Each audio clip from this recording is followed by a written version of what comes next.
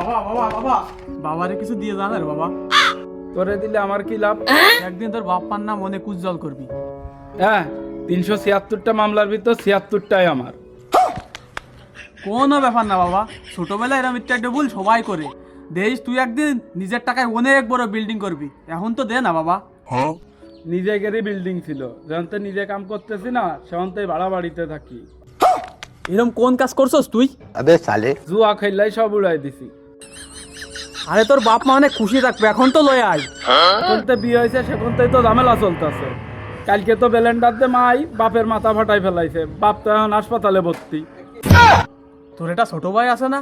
অথচ আপনি কেমনে জানলেন? আমি সব জানি, তোর ছোট ভাই তোর জন্য অনেক বড় কিছু করবে, এখন তো কিছু দে না।